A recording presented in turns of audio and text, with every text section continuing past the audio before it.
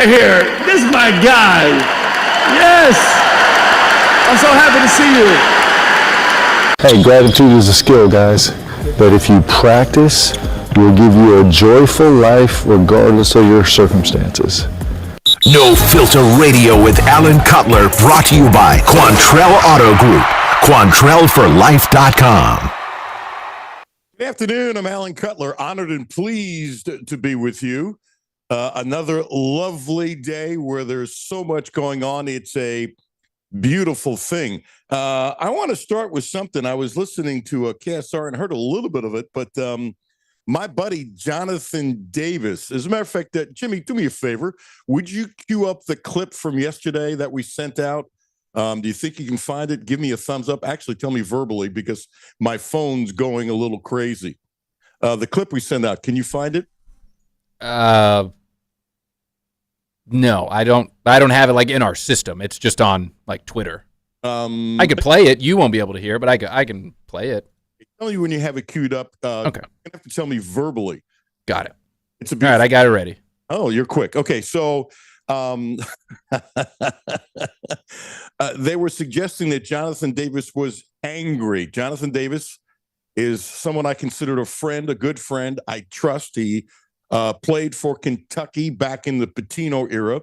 And if you're just hearing the clip and you're saying he sounds like he's angry, Jonathan, I get around, we laugh, we joke, but he's a very serious person when it comes to basketball, and he's got very strong, honest opinions. Jonathan doesn't go after anybody.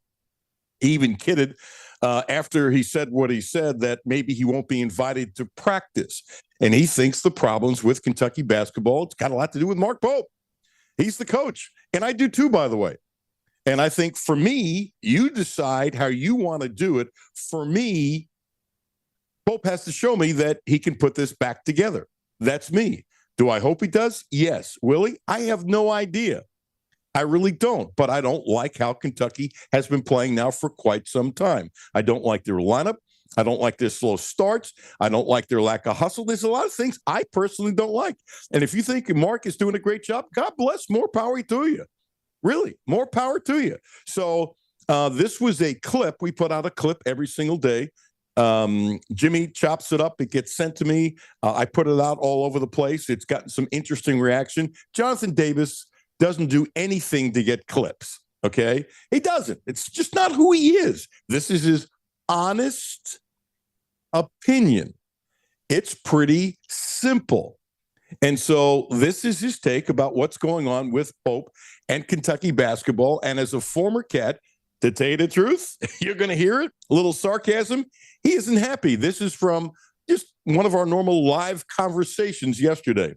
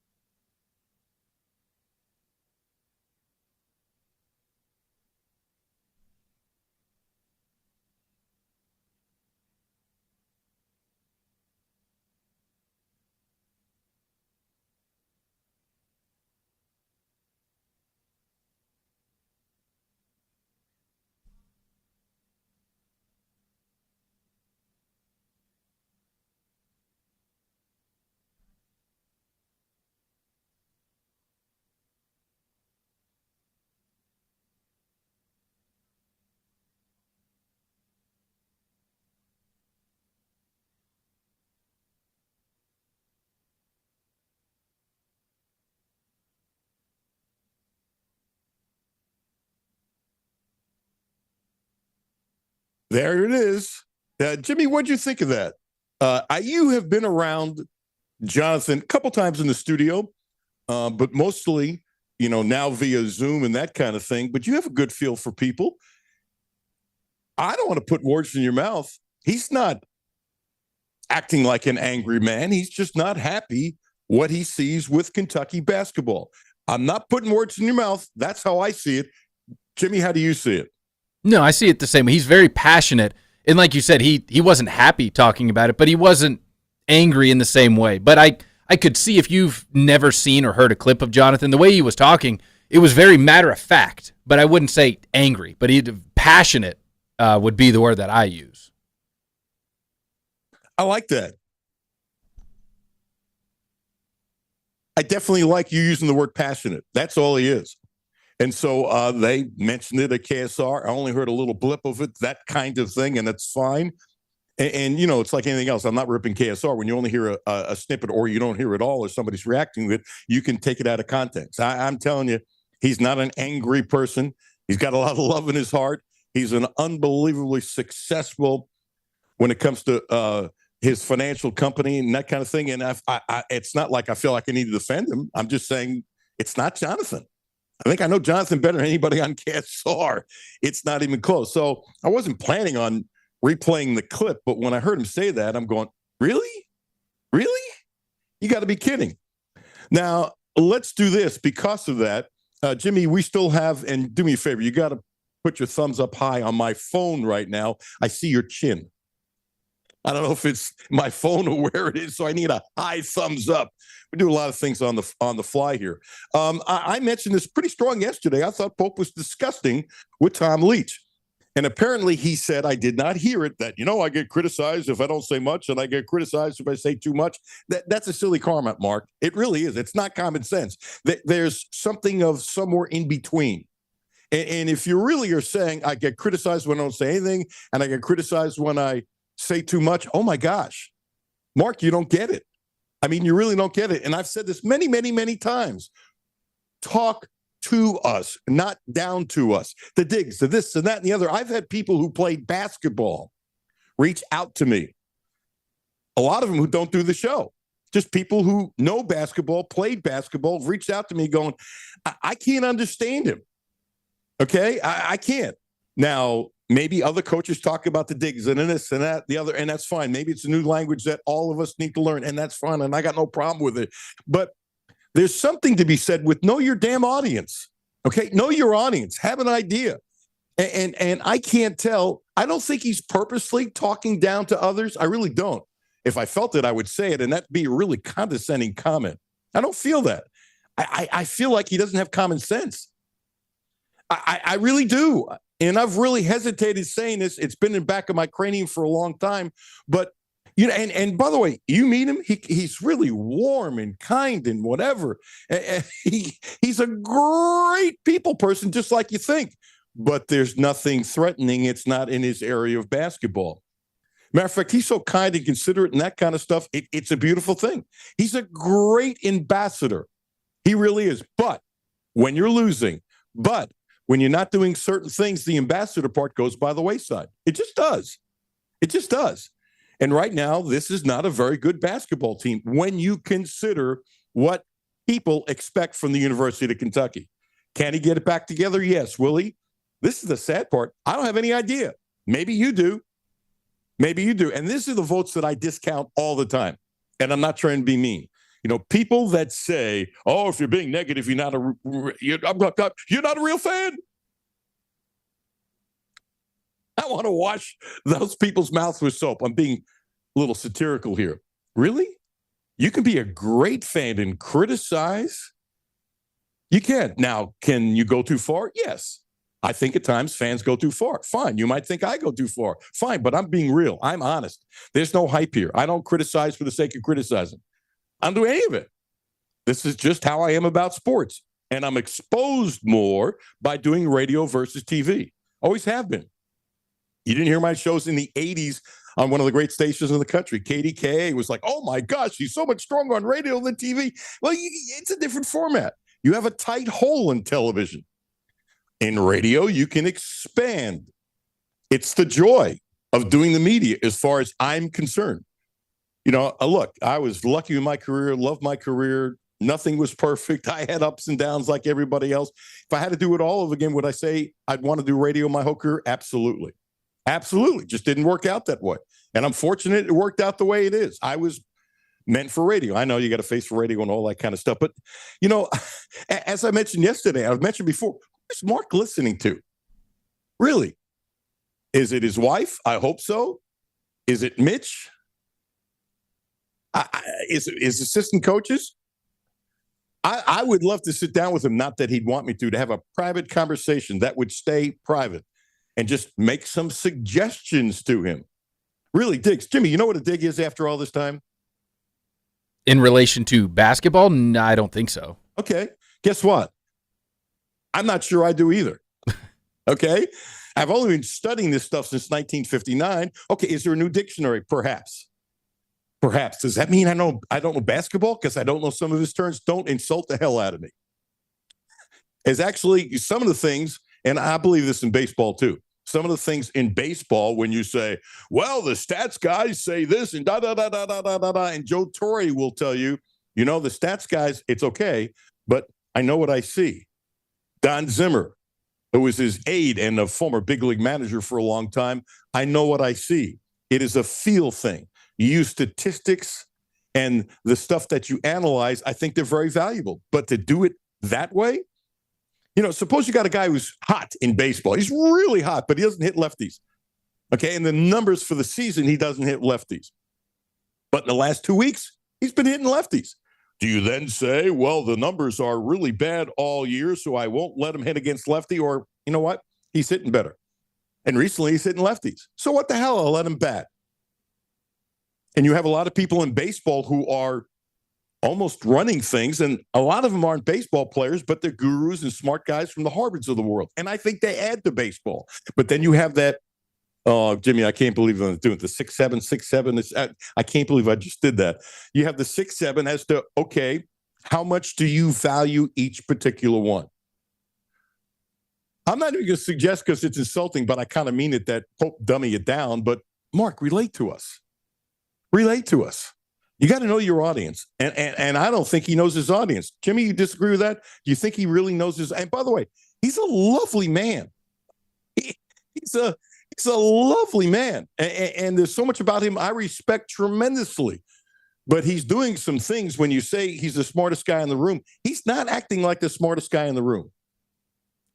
Yeah, to me, it's almost like if you go to a doctor's office and the doctor comes in to tell you and diagnose what's wrong, but he uses all of the medical terms, and you just kind of look right through him and you go, I have no idea what you just told me. You need to kind of, like you said, that wish there was a better way to dumb it down, but without making it sound, you know, like we don't know what we're talking about or listening to.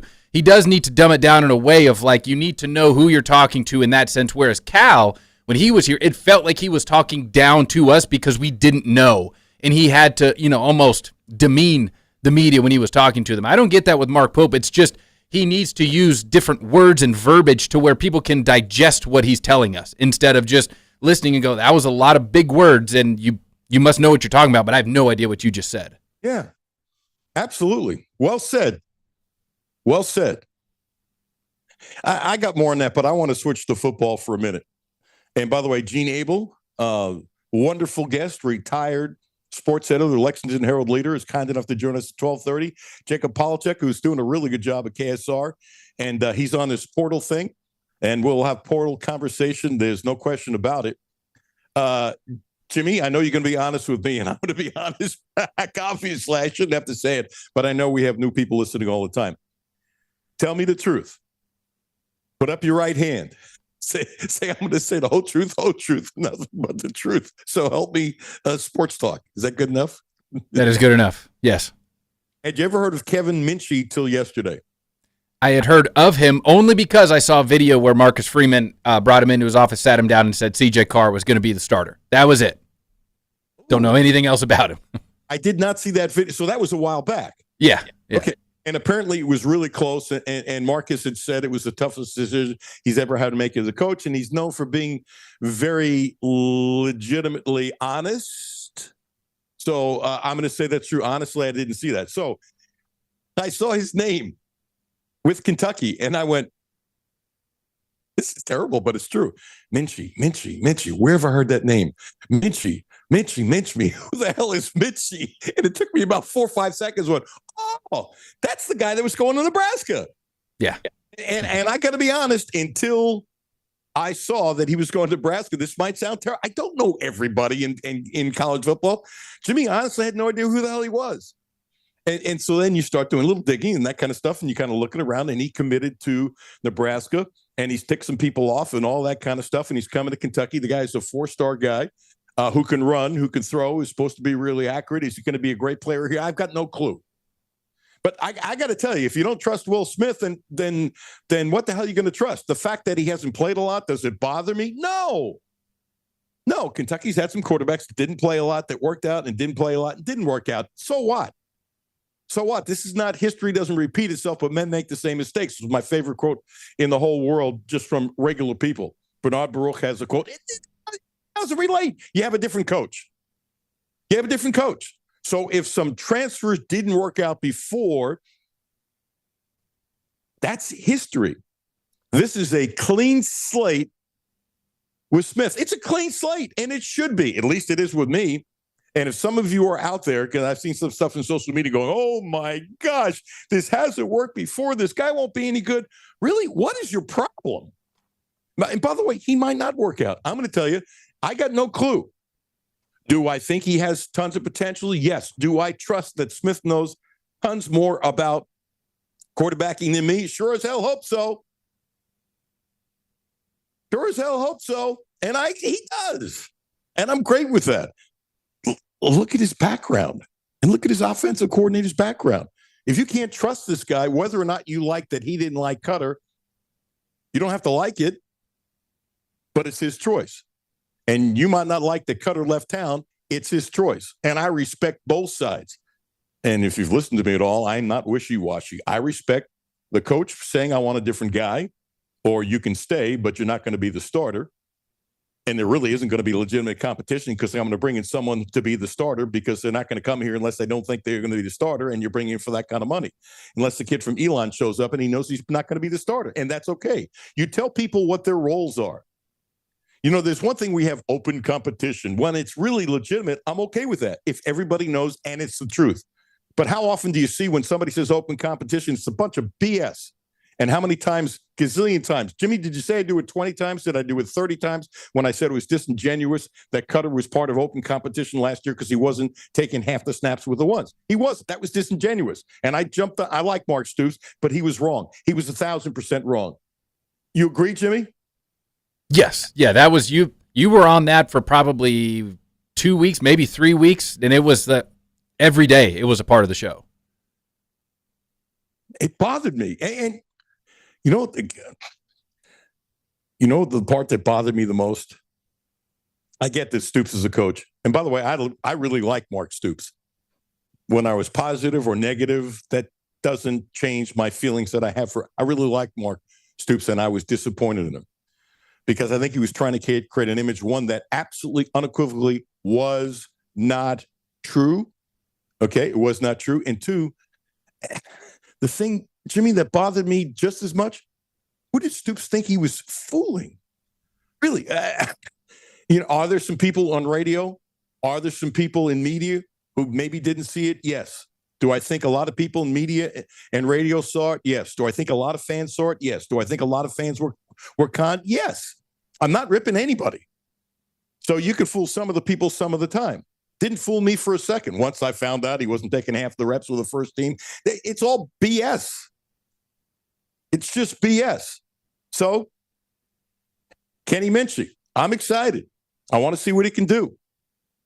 You know, one of the things I like about him, Jimmy, is he runs. And one of the things that Will said in his opening press conference, that you don't have to run a 4.5, but you have to be able to run. Couldn't agree with him more.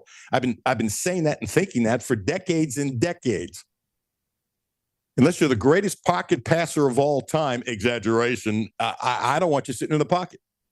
Did you see what Aaron Rodgers did the other night? Well, there were two plays that really stuck out. One where he went around the end, and the defender, I think it was a tackle, it was the lineman, caught him when he had the angle. And 5 years ago, there is no way on this earth that lineman catches him. He's 41 or something like that. And so it was kind of like I could feel Rodgers saying, blank, in the old days, I'd have kicked this guy's you-know-what. Because Rodgers is really good about being calm and thinking in the moment. But that didn't stop him. Matter of fact, I even said to myself, I wonder if there's another hole, will he take off? He did. He did. And you know what? He instantly knew because he knows where everybody is on the field. And he got a hell of a first down that they really needed. Okay, so maybe he could beat me in the 40. I don't know if he could beat you in the 40, Jimmy, but there was so much space. He's going, I'm going for it. And he trusted himself. And I thought that was great. And in today's world, you have to be able to run the ball. You have to be able to move the chains. You just do. It's just football. And the truth is, this should have been football 40 years ago. And when I was a child in the late 1950s, you know what they used to say, Jimmy? I don't know if you've ever heard this. This is so long ago, you might not have. There was a guy named Gary Cuozzo, Cuezzo, or something like that. He was the backup to a guy named Johnny Unitas. I know you've heard of Johnny Unitas. And the theory was back then, I bet you've heard it, but I thought it was stupid then, and it's even dumber now. You know, when you draft a quarterback, he needs to sit for 5 years to watch, and then he can play quarterback. Did you ever hear that? Oh, yeah, that was the sentiment up until just a couple of years ago, it seems like. Yeah, it had changed more than a couple of years ago, but it wasn't 5 years anymore. The gestation period switched over time. But I'm going 5 years. That means you haven't played in 5 years. That means you don't have reactions for 5 years. And if you really think a guy takes 5 years to play quarterback, why the hell are you drafting him? I thought it was dumb then. And not that I think anybody should come in right away. And I'm okay if you are.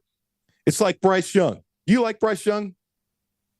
I do. I didn't initially coming out. I didn't think he had it, but watching him the later half of last year and this year, I do think he's got potential. Okay. I'm going to throw a name at you, and I agree with you. And I didn't like him early on, but I was never down on him. I'll tell you why. Sam Darnold. He sucked for a few years, yes? Oh, yeah. Yeah. Okay. Now when you hear his interviews, I bet we agree 100%.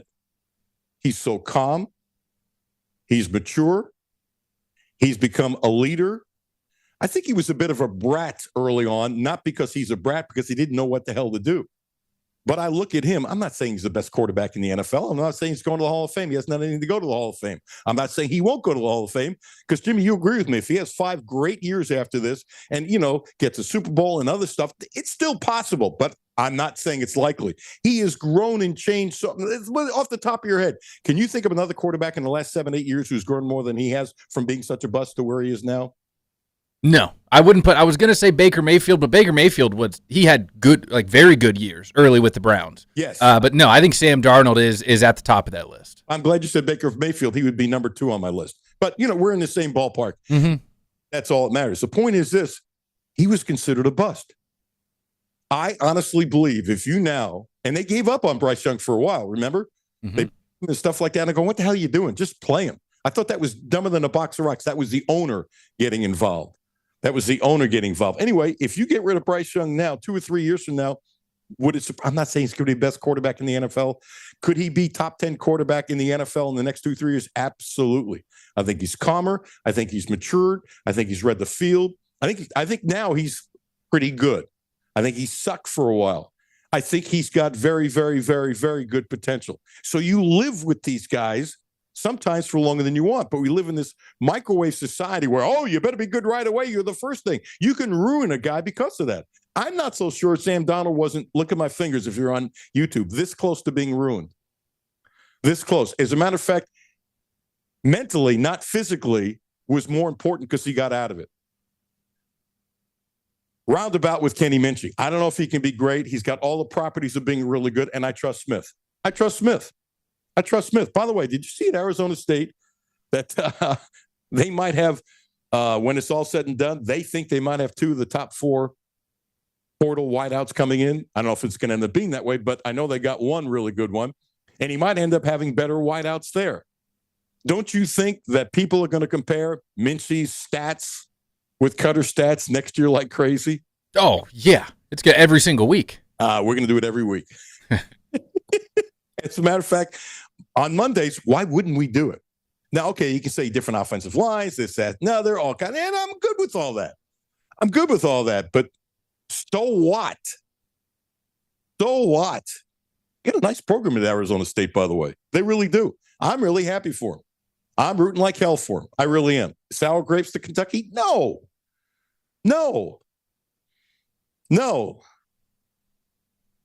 Aaron Gates, Florida DB, supposed to be a good Florida DB, has been a starter. He's got 2 years left. He's coming in town. He was a 4-star recruit. You know what I find interesting? They're getting a number of guys who have more than 1 year of eligibility left. I think that's really smart if you can work it that way. I do. I think it's really, really smart. And I wonder if Minchie signed a 2-year contract. I don't know. I'm going to guess the answer is yes. Wouldn't you think they would have gone for a 2-year contract? Wouldn't you think he would have wanted a 2-year contract with the out? With the out, you put it in the out. Okay, if I'm going to be the first round draft choice, if I'm going to be drafted, there's the out. But it's a contract saying you can't transfer somewhere else. But you're going to make a really good financial commitment to the player, and it goes both ways. I hear that's how a lot of contracts are going. By the way, did you see the kid from UC who went out west? There's a graphic. Have you seen this? I love it. Shedeur Sanders is making $4.6 million this year. At Texas Tech, Brendan Sorsby is making $5 million, if that number's correct. And by the way, you know this, Jimmy. If there's 5 schools that could pay $5 million, Texas Tech is one of them. They got a billionaire, right? Oh, yeah. I think it's possible that there are 3 schools now going to pay their quarterbacks $5 million a year. So not only did it not go down, it's gone up. It's gone up. It's gone up. And, look, you can't worry about injuries, but if Sorsby is better next year at Tech and improves his stock by coming back, he will make more money in the NFL while he's making $5 million. You agree with that? Yeah. It's crazy to think about, but that's the reality we're in. Isn't it amazing that it's possible that it's smarter for a number of reasons to stay in college football and not go to the NFL? And you know what this does? With all the NIL talk and the negativity and all those kinds of things, college football is going to be better. I don't know this. I don't know if there were no NIL deals, would Sorsby go to the NFL? He's the kind of kid that would have, if he got a pretty good draft evaluations. Don't you agree? Yeah, especially these guys that are like kind of borderline day 2, day 3 picks. Yeah. They would go and just say, well, let's see what I got. Right. And so to get this Sorsby kid in college football at Texas Tech only improves college football. It just does. And I think it's great for college football. I can't fathom the $5 million. And hopefully he's smart and puts his money away. But he's making more than Shedeur Sanders. It's one of the best graphics I've ever seen when it comes to college athletics. It really is. Gene Abel's in the hopper, so let's go to a break, and he's coming up next. Jacob Polachek will be at 1 o'clock. We have a lot of good sound that I want to play. Hey, don't forget about my friends at the Quantrell Auto Group. They are a people organization. They've got Cadillacs, as you know. They got Volvos, as you know. They've got Subarus, as you know. Experience the all-electric and plug-in hybrid power vehicles. We have one of those hybrid power vehicles. We love it. We've got the VC60, the Volvo. Best car we've ever had. They have dedicated customer service. They helped us big time with the financing, which ended up being important. They said, hey, if we can get a better deal, you interested? Yeah. And they did. They got us a better deal for doing this. It was really cool. Multiple times, by the way. They are a wonderful dealership, the Quantrell Auto Group. They've been terrific for us for well over a decade. And I trust the Quantrell Auto Group. My friend Gene Abel coming up next. Thank you for listening. Thank you for telling a friend. Alan Cutler, 1300 AM, 92.5 FM. No Filter Radio with Alan Cutler, brought to you by Quantrell Auto Group. QuantrellForLife.com. Hi, this is Alan Cutler. Have a no filter comment? Hit the text line, 859-381-1313. 859-381-1313. Houchins Insurance Group is proud to partner with Auto Owners Insurance, a company that provides opportunity for independent agents to make insurance simple for their clients, offering risk management services that range from a renter's policy for your college student to home and auto coverage for your entire family. Houchins Insurance Group assures you that nobody works harder to keep you protected from life's uncertainties. Reach out to AJ Boss or Zach Bennett at 859-263-2771 to see if Auto Owners Insurance makes sense for you. Hi, this is Patrick DiGiacomo, and this is why I would recommend Republic Bank.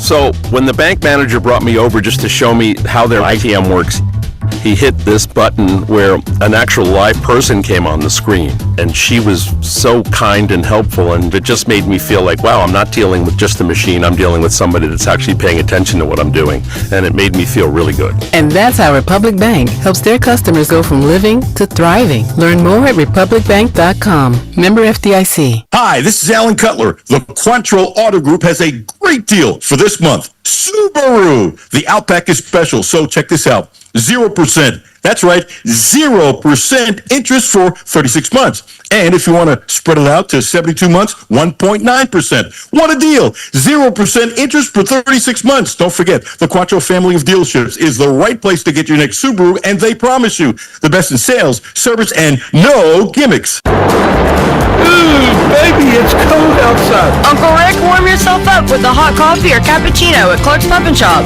Kappa what? Cappuccino. And while you're there, be sure to pick up some of our in-store specials. We have 5-hour energy shots, Bloom energy drinks, and Blue Diamond almonds. Each buy 2, get 1 free. I feel warmer already. Clark's Pub and Shop. Return. Refresh. Refuel. Back to No Filter Radio with Alan Cutler. Podcasts on Apple, Spotify, and Google, Monday through Friday. 1300 AM, 92.5 FM. Gene, I don't know if you look sideways. It's something on me. I look straight, which is pretty scary. And you're sideways and Jimmy is sideways. I can't fix it. You know what a technical genius I'm not. I'm sure you know that, right? I am fully aware of that. I think you're in the same class that I am, Alan. Yeah, you know what? You know what you and I are, Gene Abel, retired, outstanding sports editor, Lexington Herald leader. This was a horse race about technology for old guys. And down the stretch they come. Abel and Cutler neck and neck in last place. And everybody would go passing by. Yes. No, Gene, They already would have passed us by. They've already passed them by. Yeah. How are you, buddy? Your voice sounds good. You back to healthy? I'm doing fine. Just have some sniffles, but I had that flu. I wouldn't wish that on anybody. You know, it's amazing what's going around. I'm still not 100%. There's a line there somewhere to leave it alone. But I'm lucky I'm where I am now. All good. All good. I want to do this. Hey, Jimmy, can you cue up Jonathan Davis's soundbite we used yesterday and tell me what you had when you have it? And Jimmy, you got to give me a higher thumbs up now because it's even more crooked than before. So Jonathan Davis, who does the show a ton, like you do the show a ton, which I appreciate both of you guys, was not angry or mean or whatever. That was a suggestion on KSR. This is how he feels. And he's a really smart dude. And maybe it's stronger than some people. Probably there are others stronger. Many are weaker. But he thinks the problems at Kentucky have everything to do with Mark Pope. Jimmy's telling me, wait a second, can Gene not hear it? I can Correct. hear you. I'm good. No. Will Gene be able to hear this? No, he will not. Oh, okay. I have an idea what he said. All right, we played it earlier. We won't play it again. Just the way our system is, it's all good. That's his honest opinion. And let me throw mine out, then I'm going to shut my mic off because I want to hear you. I'm not saying Mark Pope is going to fail. I'm going to say I don't know if he can succeed. And that's a huge change in my thought process. You know, you can be really smart in books, but, you know, the way, and I've said this before, the way he talks in press conferences, talk to us, not down to us. He talks down to us. And then he says, you know, I get criticized if I talk too short, and I get criticized if I talk too long. There's a happy medium. I don't know if you heard it, but how he talked to Tom Leach, not the first time, He wouldn't answer any questions. It was disingenuous. It was disgusting. You're in a huddle. You're a coach. You tell a kid what to do. You're not supposed to talk back. Some do now more than ever before. That's fine.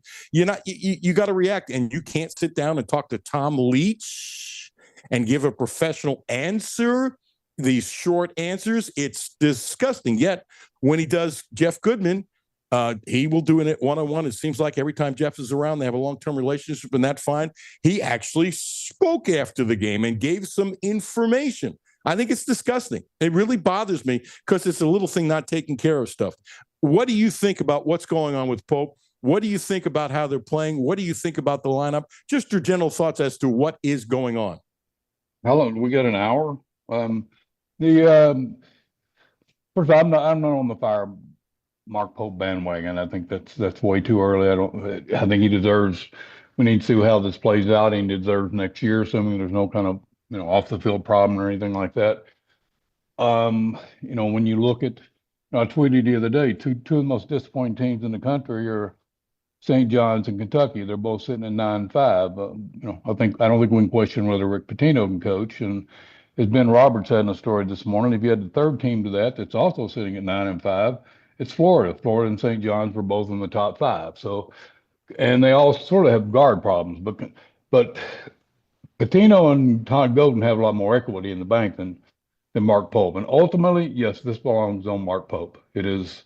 I've lost you, Alan. Can you hear me? I can hear you. That's okay. my fault. Okay. It ultimately does fall on Mark Pope. He is the guy that is supposed to be guiding this ship, and it looks like to me the ship has lost direction. And he sort of said that. He said he did not judge the talent right. So they look like he keeps. I don't even know what their identity is. They're not a great shooting team. They're in like 23% of their threes, and their games against Power 4 teams. They're not a good. They're okay defensively. They're not great. They're not physical. Alabama, who's very vulnerable on the boards, beats them on the boards. I'm not sure what they are. And that ultimately is up to him. To me, they're playing like they don't know what they are. They're playing like a team that does not have direction. Does he deserve the chance to straighten that out? Yes. Can he? I don't know the answer to that. But it does fall on Mark Pope. As far as the talking to the audience, first of all, to treat Tom Leach that way is just stupid. I don't care how smart Mark Pope is. You just don't do that to Tom Leach. I don't know if you recall this, but a coach once did that, a football coach at Kentucky, to Mr. Kaywood Ledford. And they went to the first time out, and I think first break, and Mr. Ledford looked at him and said, "Don't ever do that again." Never happened again. Frank Nah, it was not Frank Kersey, but it doesn't matter who it was. Oh, no. Oh, come on. Is a person alive? One of the most elegant talkers that played coached at Kentucky. Bill Curry? That's correct. And but anyway, but the way he talks, the only thing I find interesting about that is, and I think I said this last year on the show, I listened to him, I don't know what he's talking about. And I think I said on the show, I said, do you think he goes home and talks like that at home? Nope. And I'm going to say he probably does. What? I think to some extent he's sort of just goofy, and he is very intelligent, and he's very kind, but I think he does sort of talk like that. Oh, you're blowing my brain. Okay. I know. Okay. You think? But okay, forget the home part. That's what I think. But my question is not whether or not it's one thing to talk that way to the audience. A bigger question to me is, does he talk that way to his team? And if he does, if I don't understand what the hell he's saying, do you think 18 and 20-year-olds understand what he's saying? And eventually, does he lose effect doing that? And I'm guessing he does talk that way to his team. Maybe I'm completely wrong. That's what I'd be more interested in knowing. There was conversation about that last year. Right. As I recall, there were players who said they had to learn his language, and they leaned on, like, say, Jackson Robinson last year, who was kind of, this sounds crazy, the interpreter of some of that stuff until they learned it. And I have always been of the belief that if and I'm getting away from Pope, you're a defensive coordinator or an offensive coordinator, and if you talk in a language about what your kids to do and they don't understand it, it's BS. And how many times have you seen through the years where coaches say, it's not that my players are stupid, but I got to dummy it down so they understand, so they can instantly react. And I think when you have kids come in, it could be adults too. Hey, this is a dig, and this is that, and this is that, and the other. As a matter of fact, I had a list last year. I started listing all the things that he said. I had no idea what the hell they were. And I don't get, but here's the part, and I want you, please respond to this. I don't understand. I really, really don't understand it. You got to know your audience. His audience isn't stupid. Kentucky fans, generally speaking, I think are very, very smart with varied opinions. You're almost like talking down to them. Maybe he needs to put out a Pope dictionary or something like that. But if a guy is that smart and people don't understand him, Gene, you're not as smart as you think you are. There's book smart and there's common sense smart. And I am now starting to question the common sense part. I don't question his book smart. He's much smarter than me. But tell me I'm wrong. Well, and we're not talking nuclear science here. We're talking basketball. I would agree with that. And when you're talking about the audience and you're talking about the team, I think you can do that a lot easier when you're beating Duke and you're beating Gonzaga. They'll fly over and say, oh, he's just smart. And the team will, Jackson Robinson said, just don't pay attention. It'll all work out. Mark will be okay. That's a whole lot different when you're struggling, and they're struggling right now. They are. I don't like the lack of effort. I don't like their slow starts. I don't like that guys don't pass to each other. I had in my notes that Diabate didn't pass the ball to Owe. My good buddy Doug Barnes, former UK assistant who does the show, as a guy who studied tape for 1,000 years, he counted 3 times, and Owe was open. And so somebody out there might say, well, Obi's not good at three-point shooter. Stop it. Look at the numbers. I think Brandon Ramsey is the one who knocked it, that dissected it. When he's wide open, he was shooting like 37%. There ain't nothing wrong with that. When he creates a 3 on his own, his percentage is much, much, much, much, much worse.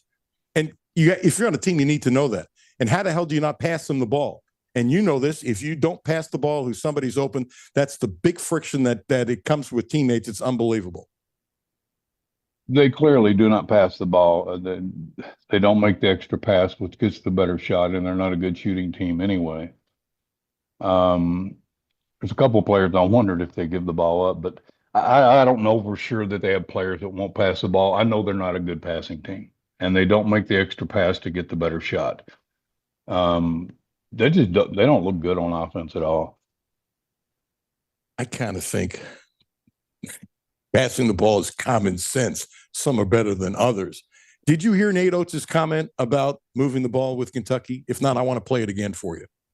Yes, I did. Okay, I want to play it again anyway to set it up. I think a lot of people listening have. Jimmy, will Gene be able to hear it? Yes. Okay. Give me a thumbs up when you have it. Jimmy's quick. Nate Oates, maybe Chris Beard in the SEC. Bruce Pearl probably would have. There aren't a lot of coaches, and I don't think Oates was being a jerk. I just think that's how he is. He's very clinical and very cold and caustic. I've heard him be that cold and caustic to his own team, by the way. Just think that's how he is. He's a former high school teacher, and he has his own style. It's sure as hell working for him. And the way he dissected and his staff dissected Kentucky and not moving the ball, my first thought was, does Pope know this? And if he doesn't, shame on him for not knowing this. And did Mark Pope maybe learn something from Oates' comments? Because, it got back to Pope. I can't believe it didn't get back to Pope. If it didn't get back to Pope, somebody's not doing their job. And this baffled me how this hasn't been an issue with Kentucky. Here is Nate Oates after the game talking about how Kentucky moves or doesn't move the ball. We looked at a few different stats coming in this game. I had our guys pull every assist they've had because when I watched them play, I didn't feel like they moved the ball great. And then you look and their assist rate's actually pretty high. Well, do a little deeper dive, 27 assists against by games that played a lot of zone. When they played high major teams that were really good, their assist rate's very low. They throw it into the bigs, they're not really passing. They had 7 assists out of the post in 13 games coming in. Moreno had 4 of them. I think somebody else had 3. I can't remember who it was, and then nobody else had an assist in 13 games out of the post. So our thing was they throw it in. Like, these guys they're not trying to pass. They're trying to score the ball. Let me add one more thing to that. Then, Gene, please respond. JQ had 4 shot attempts the other day. And for a guy that's supposed to be a top 10 pick, that is disgustingly low. Gene? I'm going to guess that Moats probably knows about one of those guys who didn't pass it out because he played for him last year. Didn't Pope respond to this last night in another one of those things that I did not understand, that said something about it's not the pass. Our analytics show that we're just not judging the one pass. We're judging all the passes, and our analytics show that we pass more than most. He made some statement again I didn't understand. But Oates is right. I mean, Kentucky's big hope going into the game was kill them on the board. So they couldn't kill them on the boards because as soon as the ball went inside, they completely swarmed the big guy. So one, the guys didn't even get any shots and they were completely swarmed. But of course, Kentucky doesn't have people you can kick it out to hit the 30 either. But I mean, Nate Oates is good, and it's a very good point, and it's hard to argue it. You know, one of the things about baseball I don't think we've ever talked about this, and I'm guessing you don't, but quick to correct me. I think the addition to statistics in baseball is wonderful, but I think there's too many of these Harvard gurus who didn't really play the game who are using statistics so much to feel for the game. But Joe Torre had a feel for the game. Most managers have a feel for a game. Statistics are to be used for your advantage. For example, suppose somebody can't hit lefties, but in the last 2 weeks, he's been up against lefties 7 times and had 3 hits. The hell with the stats. Maybe the guy's in a better streak. And if you go against the stats, the people upstairs in a lot of baseball organizations aren't happy with you. I wonder, I do not know. I wonder if he either doesn't trust his feel or won't use his feel. And anybody who is so stat orientated that that's where it all goes to. And I don't know if it is with him or not. But the way he talks about it, you have to be suspicious. I just don't believe being a coach of basketball is all about stats. I think it's knowing stats and having a feel thing and knowing when a guy can just go do your thing and trust him. I think you have to have an analytics guy on your staff. Several of them you have to keep up with it, but you also have to have a gut feeling or when something's working and when it's not working. And how often do you hear coaches say, with their team, they got to trust the process, stay with the process, and it'll work out. I don't get the sense that this bunch knows what the process is. And I'm not sure that right now he knows what the process is. What are they? What is the process? It's we came in, we thought it was bombs away. We were not going to worry about offense. They were going to shoot threes. Give him a team and he'll produce offense. And right now, their offense is their weakness.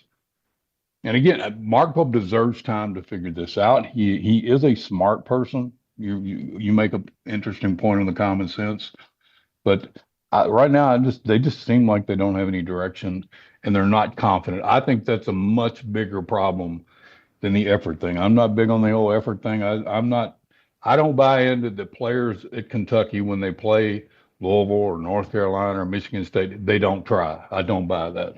I think when you're indecisive, when you're not confident, you're a step slower. You don't make quick decisions. You do not look as sharp as you are. I don't think that they're going against big teams and suddenly deciding we're not going to try as hard as we usually do. Gene, that's the clip of the day. You're going to be over social media tomorrow. That's really good.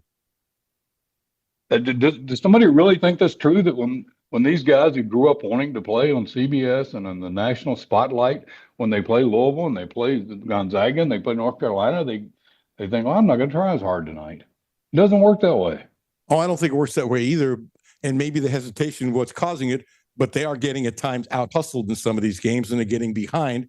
And if you're thinking instead of reacting, that's correct. That's heat. That's correct. And they are a bunch, partially, this part is due partially to the injuries that started out with an expectation that maybe even was too high if they were at full strength, but was certainly too high with the 2 or 3 players they had out. So right off the bat, they're sort of beginning to wonder, are we who we thought we were? And then you start getting clobbered by these teams. Then you really start second guessing yourself. And that's when it's going to be really important. I don't think it's happened yet that Mark Pope or somebody on this team step in and say, we got to get this crap together. And we got to get on the same page. I'd rather have a bunch of players on the same page going in not the best direction than have the greatest X and O coach in the world and they're all on different pages. I don't want guys to hesitate. Just go play. That's correct. And if you make a mistake, but a mistake is made because it's a mental mistake versus a physical mistake, it's two different things. Right. And you know, the closest thing they look to fairly good offensively is when Lowe is pushing it, because then they're just going, because that's what players like to do. Can you explain to me, one of the big things, and I'm sure you remember this, is that how quickly they were going to get the ball across the midcourt line, and then Butler got hurt, and Kriisa got hurt, which I think hurt him even more getting the ball across the midcourt line, even though he was a starter because he dribbled with the ball faster than Butler and it fit his style better. I don't care who has the ball. For a second, you can dribble faster than they dribble to try to get the defense on their heels slightly. This is what he promised when he came in here. He was talking about getting a shot off in 13 seconds, which almost never happened. And the things he talked about, he just abandoned. And so, you know, if Pitino wanted, with the Richie Farmers of the world, obviously Sean Woods, they could have gotten the ball across the court. Whoever, Feldhouse could have done it. Belfry could have done it. You sprint with the ball. And I thought that would be exciting. And it's moving. And it's a pastor. And it seems like some of the stuff he says he wants to do, they don't do. And so if you preach to your team, we're going to do this, this, and this, and you don't do this, this, and this, Gene, it goes back to what you're saying, that these kids don't know what the hell is up and what the hell is down. Let's do this, this, and this. Oh, it's not working? Well, let's do this, this, and this. It's one thing if you have injuries and you can't do something. I get that you do. But you know what? You can run with the damn ball faster than they are now. Well, there is that old idea, too. If you can pass it quicker, then you can dribble it. I mean, yes. If you want to get it up the floor quick, get the ball, release it, and let's go. Give me a Wes Unseld pass and let's go. Although, guess what? You know as well as I do, there are very few human beings on the face of the earth in the last 100 years who had that long pass. But you're mistaken. Yeah. I mean, but that's a good question. I don't know if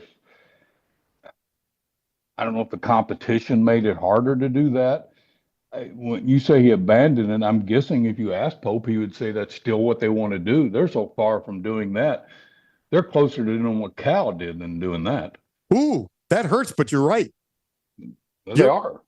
That's exactly right.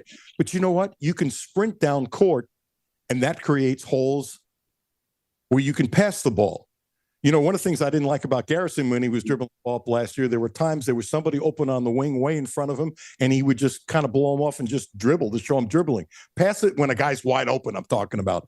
Pass the damn ball. They could play at a faster pace, and they don't do it. That's a good. Is anybody asking them that lately?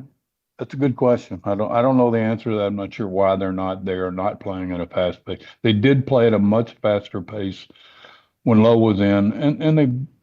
You know, they at least kept it respectable in the second half. I'm not sure if that's because Alabama let up or not, but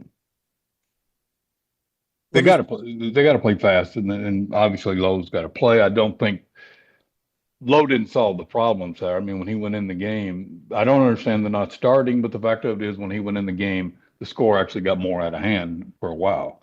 But they're clearly a different team when Lowe's playing. We only have a couple of minutes. Gene Abel, retired outstanding sports editor of Lexington Herald Leader. I want to switch. When I heard the name Kenny Minchie, as I said in the monologue, I went, Minchie. Where have I heard that name? Oh, yeah, he's the guy going to Nebraska. So I had to do some research to just, I don't know everybody. Maybe you do. I do not. And he really ticked off a former NFL player. I didn't read it yet. I don't want to take the time with you now, but who really ripped this kid for agreeing to go to Nebraska, coming to Kentucky. And he said Kentucky gave him a blank check. I don't know how good Minchie is. I know he's a 4-star. I know he's from Nebraska, from Tennessee. I know he can run. He's supposed to be accurate. I have no clue, but I trust Smith. I do. I trust Smith. The guy's been a quarterback. Dine, Allen, not Smith. What's that? Dine, not Smith. Fine. I said Smith before, too. Oh, my gosh. We're not going to Academy Awards here. No, I said Smith in the monologue. Shame on. Let's go ahead. There's no Tubby in that. I trust Stein. If you don't trust Stein, what the hell? And so I'm excited to see this kid play. Is it going to be great? I got no idea. I when I saw the name, I had no idea it was. I must say my first reaction was, is this an upgrade from Cutter Bowley? I don't know if it is, but in the end, Will Stein has to pick Will Stein's quarterback. If Kentucky fans can't trust Will Stein to pick and coach a quarterback, they're in trouble for the next few years. Amen. Amen. And guess what? We're going to be comparing stats Minchie to Cutter, Minchie to Cutter, Minchie to Cutter. It's going to be every week. That's fine. You're right. People will, but in the end, there's going to be one stat that matters. Winning. Kentucky, after 3 years, is 20-10 with Will Stein's quarterback, as opposed to 10-20 of Cutter Bowley. And I'm not saying it would have been if Cutter was the quarterback, but it's going to boil down to wins. If he's winning with his quarterback, people are going to be happy. If he was losing with Cutter Bowley, they would not be happy. If he's winning with Cutter Bowley, they'd be happy. It's going to boil down to wins. It really does. And by the way, they got another offensive lineman today, a kid named Henderson. I don't know him. He's from Tennessee. Looks good on paper. So they've now got on paper two really good offensive linemen, because as of about 3 days ago, they had no offensive line. So slowly it's coming together. And I think you have some patience. You need to have patience with bringing people in. Don't you agree? I don't, this portal thing, we're living in a different world. I remember when everybody would follow recruiting and you get one every few weeks. This thing's on every hour. Max, it's funny almost, but it's crazy. I got to be honest. I never even heard of Max Anderson's name. I never heard of Colton Price's name. They're both linemen. Price is going to be the center. Anderson, we'll see where they put him. These are both highly thought of kids. How they'll do, I don't know. But, now I think they've got 8 and they need a bunch more on paper. Every one of these kids on paper looks good, but we'll see. And getting linemen is obviously huge. He's got to get a couple more linemen. And I'd love to see him get 2 receivers. I'm not worried about the receivers. I assume now that they know who the quarterback is, that becomes very sellable. If you're a really good wide receiver, isn't your first question, who the hell's your wide out? And what's your philosophy? So, well, yeah, but are those wide outs going to ask the same question we did? Who's Mintz? Or yeah, Mincy? They're going to give their spin to it. Kid was a 4-star. He's been a backup for 3 years. Apparently, if it's correct, the word has been he just missed out being the starter at Notre Dame, and Carr beat him out. And Freeman, the Notre Dame coach, said, it was the toughest decision he ever had to make when he made that decision, and all those kinds of things. So, yeah, it's something they can sell. They had nothing to sell except to say, trust me, we will get it, but you haven't been a head coach. And he could say, trust me, we will get it. Look at what I've done in the past. He should be able to get receivers, and that's just the next thing I want to see. I mean, they need a lot of things, but he's got to get some receivers and some linemen, and obviously he's got to get some defense. He needs everything. Yeah, he does. He's off to a good start. Yes, he is. And the fans that are saying, oh my gosh, we've lost more than we got, I think you need to have some patience. See how it looks by the 16th of the month, because that's when the portal, wink, wink, closes. But it's also when the second semester starts, and you want these kids in here. 18, it's actually something called going to school. I know nobody talks about it anymore. What? But I think going to school is important. 1, I'm glad you're healthier. 2, is there anything that was on your cranium that I didn't ask you that you want to push out? No, I'm really impressed with I have been from the very beginning, the job Kenny Brooks is doing. Man, that guy's on top of the world, and I hope the Key girl gets back quickly, and they're fun to watch, and they're good. They're really good. I thought Morgan would be a really, really good point guard. She's tons better than I dreamed. Her assist to turnover ratio is insane. 3 games of at least 10 assists with no turnovers, only guard in America. That's almost like a video game number, no? It's unreal. I'm really impressed with what they're doing. And they're fun to watch. They are fun to watch. And, with the key thing, she quietly has been one of the best players. Didn't she have 17 points and 16 rebounds against LSU? She's a leader. She's tough. She's got a pro future. And it's really when she went down, I'm going, okay, she's down. And then she was down longer. She's tougher than you know what. So it had to be really bad on her elbow. And I haven't dealt with dislocated elbows doing this. Have you? No. First time I watched them play last year, which was a few games into the season, I knew a strike, I knew the point guard, several. I didn't know much about Key, and I messaged somebody who was a big fan. I said, "Who in the world is this kid?" She's just got some creativity about her too. Yes, and you can tell her confidence from last year has just amplified tremendously, which you would expect. Gene, I'm happy you're healthy. Bless your brother. People want to follow you on Twitter. If you like sports, you like Kentucky, you don't follow him on Twitter, shame on you. Give your handle. I know it's just Dead Gene Abel. What did you say? I said it's really tough to. I don't know. It's all good. Gene, have a great day. Bless you, man. Take care, man. Have a good day. Bye-bye. Hey, he's really good. Oh, really? Like you hear me say this all the time. Lucky and blessed guys like Gene like to do in the show. I love talking to him. It's a conversation that we're just sharing on radio and online and all over the world. It's a pretty simple deal. You can download the ESPN Sports Lexington app anywhere in the world to listen to us. I have to say this, and I'm confused. I have Metronet, Jimmy. I don't know if you do, but I can't get on our website now because I have Metronet. I don't know if you're experiencing it, and there's something.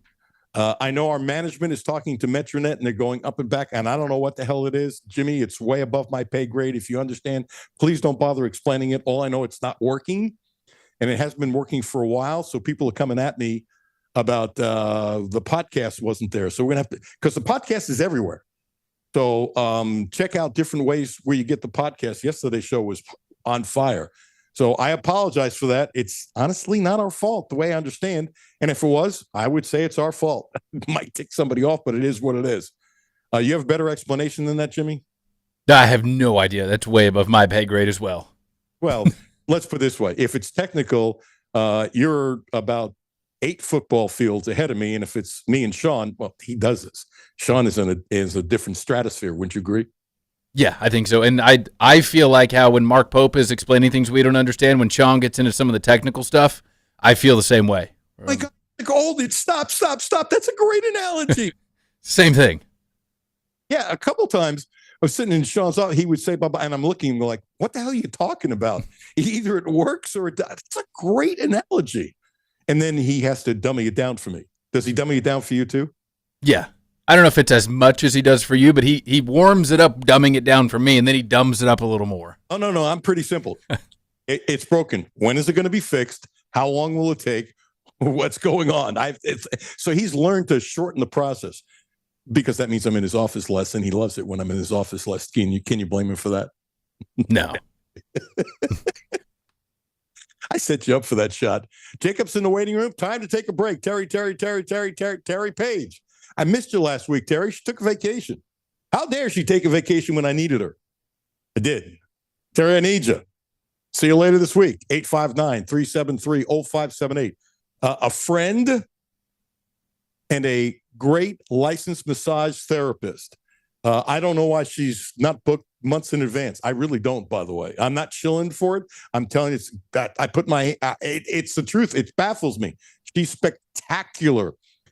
Butler, Kentucky, Monday and Tuesdays, Thursday and Friday in Lexington. Text her or call her. Text her. She's on Regency Road here in Lexington, 859-373-0578. 859-373-0578. Terry Page, please use my name. Alan Cutler, 1300 AM, 92.5 FM. No Filter Radio with Alan Cutler, brought to you by Quantrell Auto Group. QuantrellForLife.com. Hi, this is Alan Cutler. Have a no-filter comment?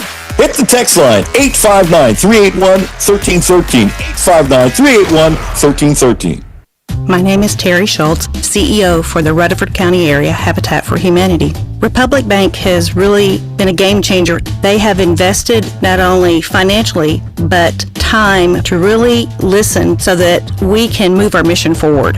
What I like about Republic Bank is they've come in asking, what are your needs? And I don't know that you get that any other place. That's Terry's story. Now let's get to work on yours.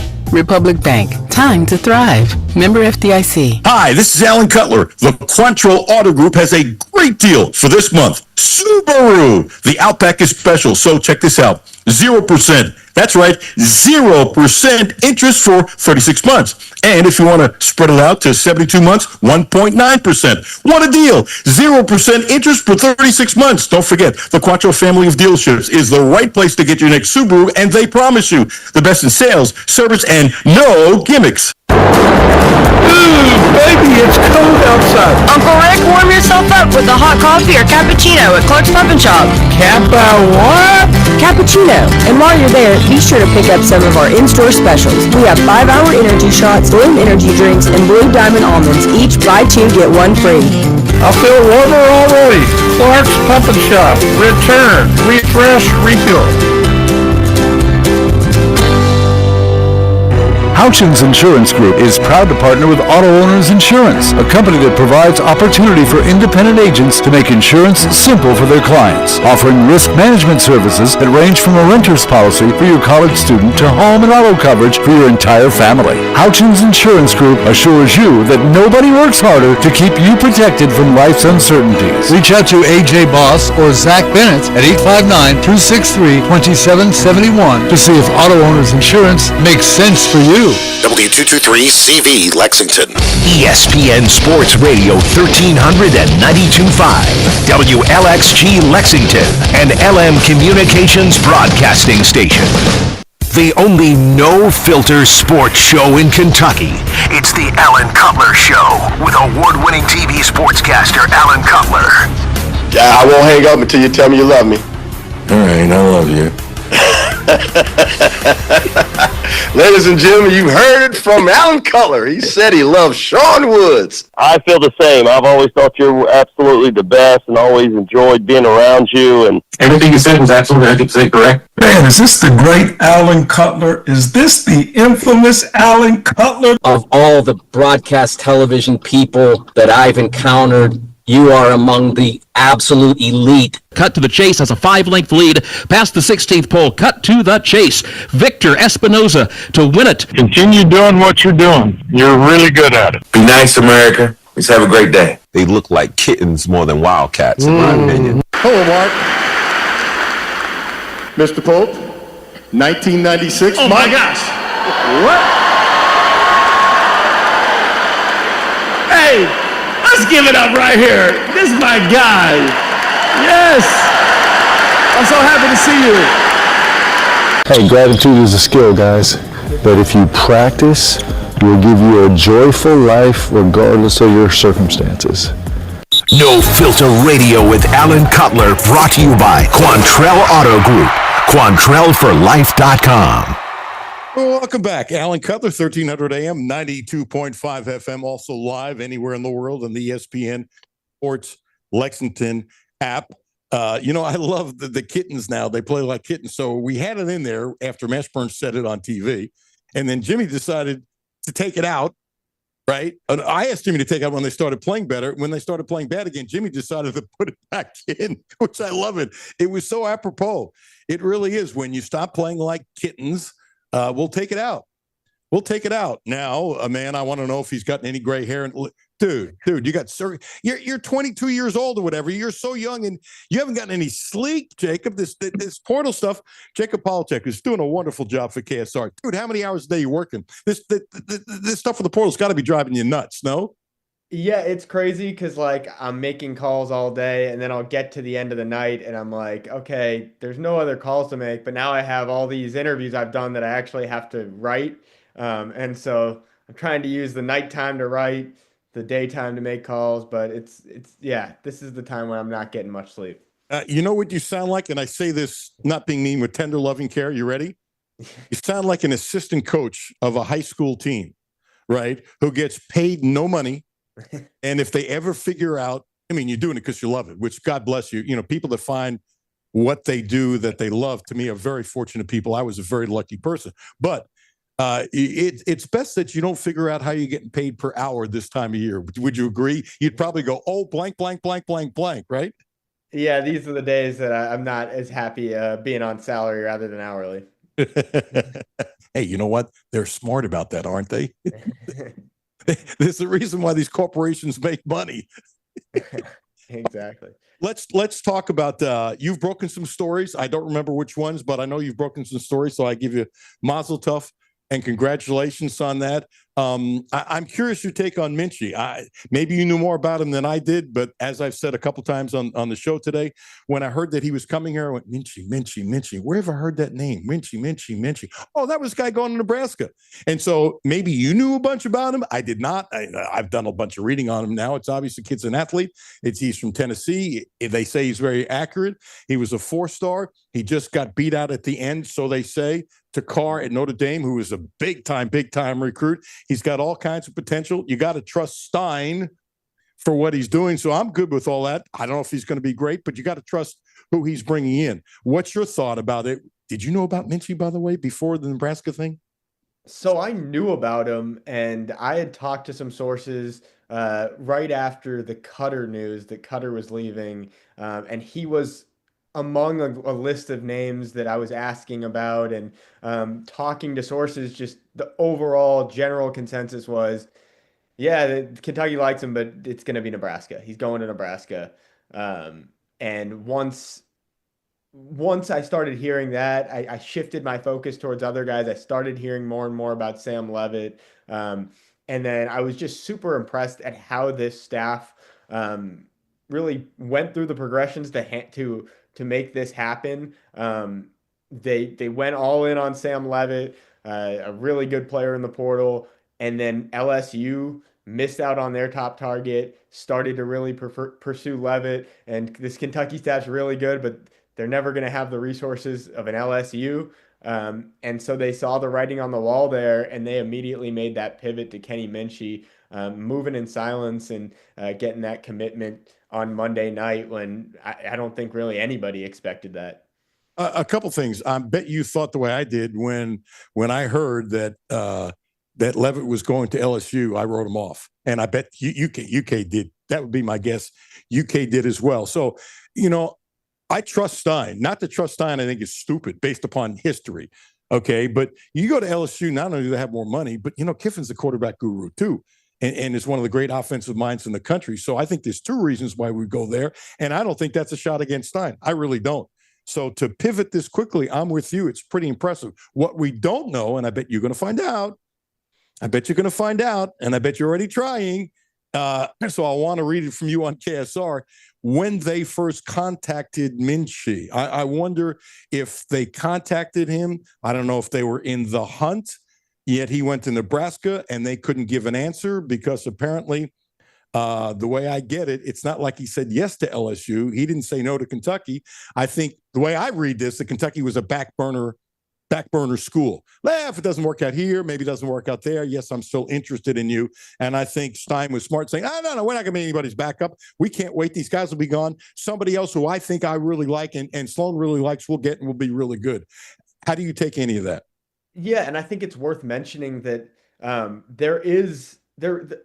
looking at the portal, there seemed to be a pretty big drop-off after Minchie in the quarterback ranks. And it seemed like Levitt's camp was not really rushing the process. They were taking their time, doing this LSU visit and not making any commitments at that time. So you didn't want to risk losing on Levitt if you're going against LSU and then just being left with who knows who's still going to be on the board there. So I can say that I know that Minchie was on Kentucky's radar when the portal first opened, but the consensus was Nebraska, and so I don't think that there was a ton. I know for a fact there was not a ton of talk regarding Kentucky's standing with Minchie when the portal first opened. By the way, this is breaking news, so I see it anyway, is that Missouri got a hell of a quarterback. Austin Simmons, who I thought this year was going to be a big-time quarterback for Ole Miss, got hurt. And then Chambliss got the job, and he couldn't win it back. He's going to Missouri. That's a hell of a gift for Missouri, don't you think? Yeah, absolutely. And now you've seen a ton of quarterbacks commit in the last couple of days. It's just the game of musical chairs. Once one guy makes his decision, they all start falling into line and finding their homes. And I think that Simmons is an example. You got the guy, the Auburn quarterback, I think, going to Florida State, and a few more guys that have made their commitments in the last couple of days. It's sort of a little bit like baseball, that they're often waiting for one guy to sign. It won't be as many then signing because there's more football players and stuff like that. But oftentimes there's a rush on the next, not 20 players, but 2 or 3 players be waiting to see who goes to where somewhere. And they've got 3 offers, and now one is off the table. Maybe the other team will give you a little bit more. There's a lot of similarities, not numbers, but the process. I see that vividly. Do you? Yeah, absolutely. And you see it in basketball too. It's just guys go after their top priorities, and then once those priorities are done, you really got to make a move quick, and then everyone's got to get their guy, and you don't want to be left without one of the guys. They've got 2 guys now on the offensive line coming in. Both on paper look really good. They had no offensive line. I'm not ripping the million offensive linemen that are still on the roster. Maybe a couple of them could be really good. I have no idea. Maybe 4 could be really good. Maybe none could be really good. But to me, after quarterback, the offensive line was the big issue. They have 2 that look like automatic starters. And look, there's plenty of time between now and the 6th and the 16th. I think you have to trust and see what this guy does. And there's no reason to believe that they won't bring in some more offensive linemen. Yes?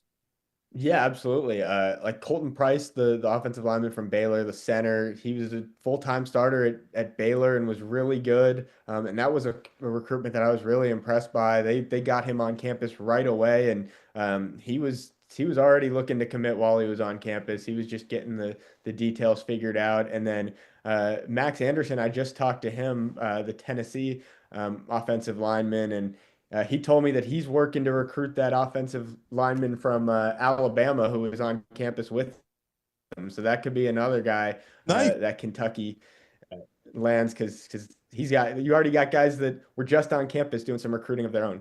That's a lovely sight. That's when guys recruit guys because they really care about it.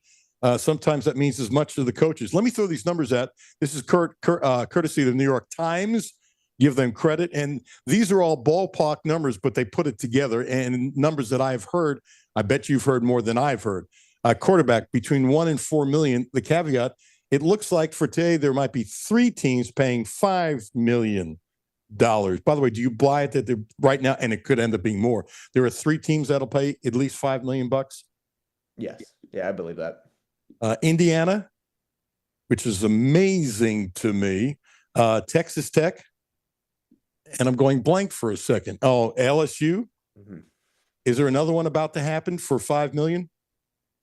Not off the top of my head. Those are the 3 that come to mind. Isn't it interesting, if you believe, and I do, based upon stuff that happened during the year, that Beck at Miami, the former Georgia quarterback, if he really got $4 million, and I do believe it's true, how this thing has only amplified, and I don't know where the hell this ends. Can you see the day where a quarterback is making $7, $8, $9 million in college? I think absolutely. I mean, the numbers reported for, like you mentioned 3 quarterbacks, but there's also guys that are returning that are getting return deals to make a lot of money. Bryce Underwood being one of them at Michigan. I think the numbers that have been reported for him are pretty insane and definitely above that figure. So the ones that are going to make the headlines are the ones that are in the portal, but there are a lot of schools that are going to have to pay top dollar to get their quarterback back. That's a great comment, because Kelvin Sampson in the offseason was talking about his team close to the season, and he said, we spent most of our portal money for the portal re-signing our guys because we liked them and we wanted to keep them first. And those are the ones that are quieter because there's not a shakeup of going one team to the other. What did you hear about Underwood? I haven't heard anything from direct sources, but I've heard, I think people have reported some of the numbers before, and I think that they're pretty high.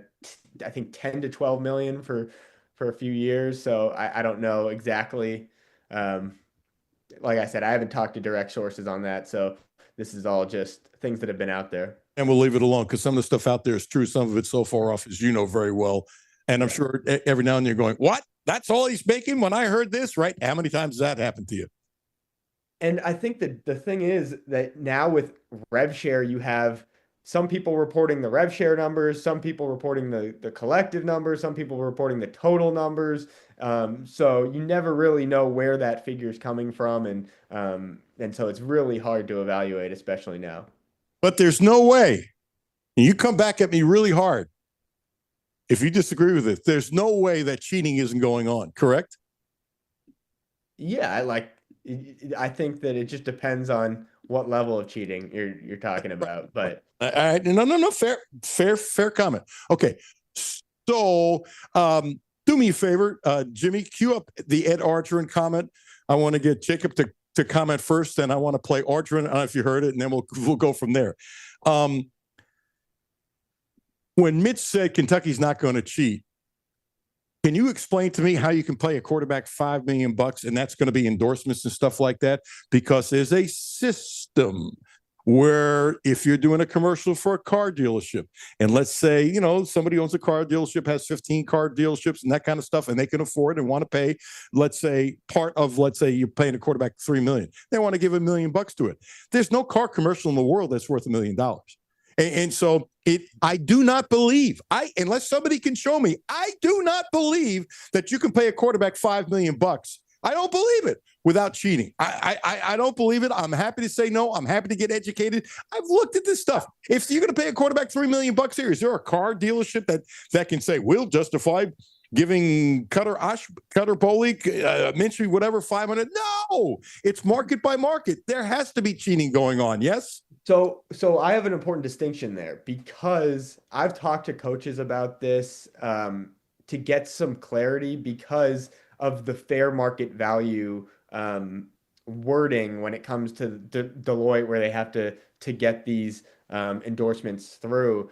And I think it's important to note that fair market value does not necessarily mean in these instances that you do a commercial and the fair market value for a commercial is this much. If a guy has 2.2 million Instagram followers, that boosts that fair market value number because of the amount of attention and revenue that can bring in. So the player can play a big role in how fair market value is assessed. And so if you're a quarterback that's one of the top guys in the country with a massive following, it can be a lot easier to get through that fair market value with a bigger number. That's a great comment, and I agree with you 1,000%, and I know it, and it's one of the reasons where Kentucky, if you sign on, they help you with the social media, will push the social media to make your social media even more important so that they can get more money for you. That's absolutely correct, but it's not $5 million. I'm sure some of it would be coming out of the rev share. Okay, the rev share, not much. You got $20 million or whatever, and it's going to all these teams. And let's say you're giving $10 million to football, okay, for 125 players. I get it. Most of the players aren't getting squat. I don't buy it. It doesn't add up. There has to be cheating going. There has to be cheating going on. Yeah, I think that at some point, yeah, there is definitely some, but their first resort right now is let's get it through rev share, let's get it through Deloitte, and figure out the rest later. Well, there's a yes and no to that, and here's where I'm going to lightly disagree with you. The rest later and all that kind of stuff. If you're, whether it's Minchie or Levitt or Cutter, you can't say, well, we think we can get you $2.5 million, but only one is guaranteed, and we'll see down the road how to do it. That ain't going to fly. These agents are too smart for that. I don't buy it. I'm saying, I just don't buy it. I think there's a number that they're saying that we have to hit. Now, we might be able to get you more, but you have to hit. And I don't see an agent saying, okay, you're going to pay us $2.5 million. Well, we can guarantee you $750. Let's work on the less. What agent's going to accept that, Jacob? No. Yeah. And I think that's been a holdup in some recruitments across the country, with schools saying, hey, we can make this money for you. We can get you these deals and we can get them through Deloitte. And agents are like, Well, I need to see the money up front. I need to make sure, and that has been a holdup in a lot of recruitments, not necessarily at Kentucky, but across the country. Okay, so I will agree with you. It has been a holdup in some recruits, but I'm going to disagree with you that when it comes to quarterbacks and stuff, you ain't holding it up. You're not holding it up. Kentucky wasn't going to wait for Levitt, which I thought was smart, by the way. And I think they were smart enough instantly. They're smarter than me when it comes to this stuff. That's what they're doing to figure out they were a back burner thing. They're saying, okay, be nice to have you, son. But guess what? We can't wait. There's another kid we really like. We're going to do it. You can't wait. You can't wait. You can't wait. I don't buy it. Yeah, and I think there are a lot of creative ways that these teams are getting around that to pay guys. But you're working on it too, aren't you? Yeah, we'll see. The creative ways.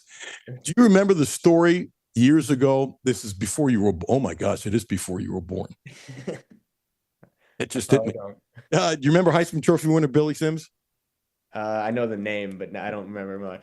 This footage, he deserves the Heisman Trophy, Oklahoma, the whole thing, and he comes there on a visit.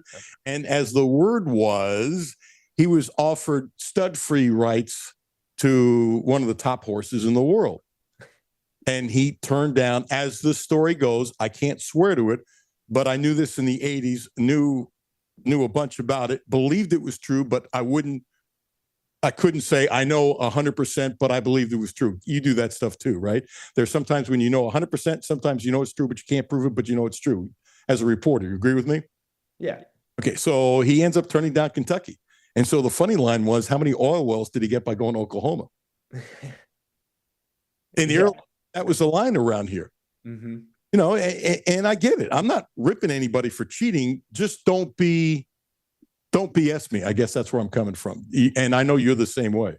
Yeah, and I think that where we're at in college football and college athletics in general is you may have this cheating, you may have teams finding a way around the rev share and Deloitte, but now there are just more options to do it legally first before resorting to other ways.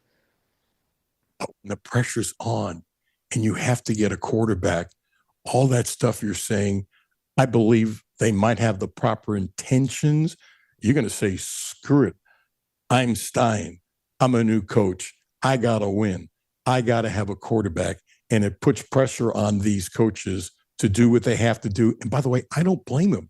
And I'm not ripping them. Stein can't have an empty bag. He can't have an empty bag. He doesn't want to end up having Brendan Ward. He might end up being a really good quarterback. I have no idea. You can't go into the season with Brendan Ward being a starting quarterback, right? Yeah. And these coaches have been well prepared for the portal for a long time. They know exactly what they have to work with well in advance and how they're going to get that. Absolutely. I think it's pretty cool that Indiana is even though they're playing, you know, they just got a quarterback, they got a couple other two people, they're rolling. And so which coach was it that complained? I can't remember, but there was one in particular that was sort of screaming from the rooftops, we're still playing, we can't do both and stuff like that. Shut up, you can. You got 9 million people on your staff. Shut the hell up. Indiana's doing it. Now, does it make life tougher? Yes. Okay, guess what? You get paid a lot of money. It's part of your job. You just got to do it. Hasn't stopped Indiana. Indiana's not saying we're waiting until, you know, we're done playing to get guys. We got to get guys now. And on paper, the last 3 guys they got are hell of a players. Yes?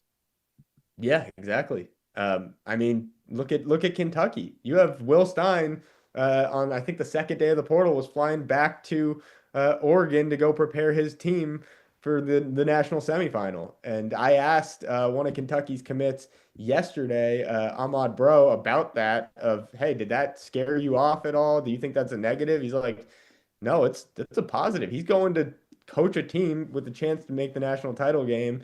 And it shows that he's not giving up on his team. So you got to delegate. You got to have a GM.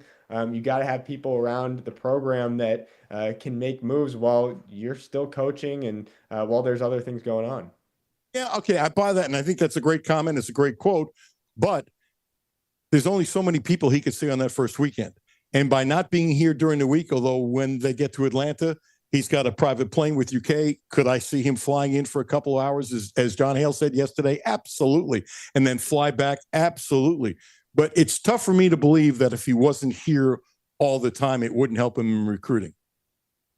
Yeah, I think that if he was there all the time, it would help him. And I'm not saying that he left on the first day of the portal and hasn't been back since. He's going back and forth, and he's showing his face, and I think it almost lends a level of exclusivity where it's like if you're getting time with the head coach, that's a big deal. That shows you're a priority, and it shows that Kentucky really cares about you. Yeah, and I buy that, but you got to fill out the roster.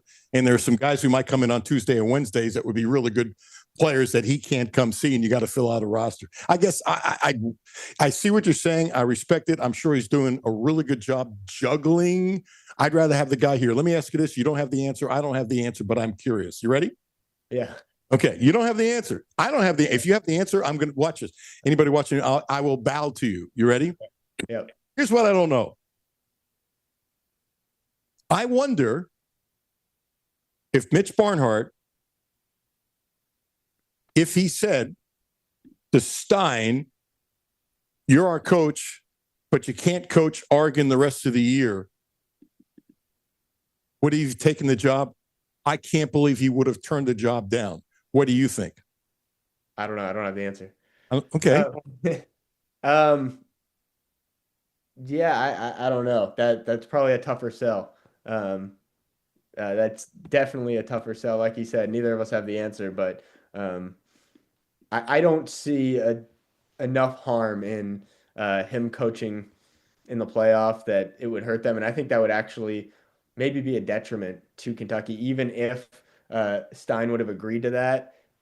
What if Oregon goes and plays awesome in the playoff, and then you don't have Stein at Oregon? It's a lot harder of a sell. Now, if they go win a national title, imagine selling recruits on that. It's going to be a lot easier to pitch them to Kentucky. Okay, but by the time, let's say Oregon wins the national championship, let's take your side.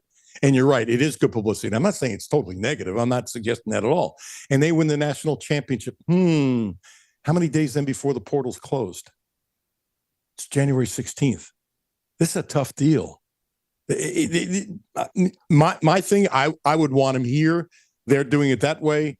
It's so far working. You have to wonder if they're on 4 or 5 kids they're going to miss because somebody else will get, boom, face to face. I would imagine that all the people that he saw this past weekend obviously gave a lot of time to Levitt. It didn't work out. That's just the way it goes. They probably maximized it that he probably got no sleep and saw as many of these kids as he possibly could to have a face-to-face, which probably helped tremendously. Okay, tomorrow's Wednesday. He ain't here. Suppose you're bringing in somebody, a couple guys, and you have to do it this way. I don't know. I just like I said, I haven't heard it being a problem. And you look at it, you have a guy like Levitt who was up till midnight watching film with, had him on campus for 2 whole days. He winds up probably going to LSU, and then you have Kenny Minchie, who didn't even get on campus, committing. So who's to say how much the face-to-face is actually playing a role right now? Okay, all good. Philosophically, we disagree, and you're right. Kentucky or the coach who's doing 2 things at once is never going to say it was a detriment. I get it. And look, I also get the fact that he's got a great relationship with Lanning. I also get the fact he really, I believe, sincerely cares about his kids in Oregon, as he should. I get it. It's a tough deal all the way around. On a scale of 1 to 10, I want to throw these numbers at you. So this is the New York Times. I'm sure you saw the New York Times numbers, right? Yeah. Quarterback $1 to $4 million. Offensive tackle $600,000 to $1.3. Running back $400,000 to $900,000. Wide receivers $500,000 to $1 million. Tight ends $300,000 to $900,000. Edge rushers $500,000 to $2 million. Interior defensive line $500,000 to $1.5 million. Corners $250,000 to $1 million. Safeties $250,000 to $900,000. I thought the corners would be higher. That's me. I get the edge rushers being up to $2 million if you're special. I actually thought the offensive tackle thing, if you're an elite one, would be a little bit higher. These are just, the cost of doing business. It's an average. With all the phone calls that you making, from what I've heard, these seem to be very legitimate numbers. You're making 1 million more phone calls than me. Does this fit with your information? Yeah, it definitely does. I think that I'm assuming, I don't have the article pulled up. I'm assuming is that Power 5 or Power 4? Is that do they specify like what level, or if it's just in general? The clip I can't read the article because I don't have a subscription to the New York Times. So just being straight, what seems obvious to me, these are the big boy numbers. Okay. Yeah, that adds up. Yeah. Oh, I can see this real quick. Yeah, that it adds up.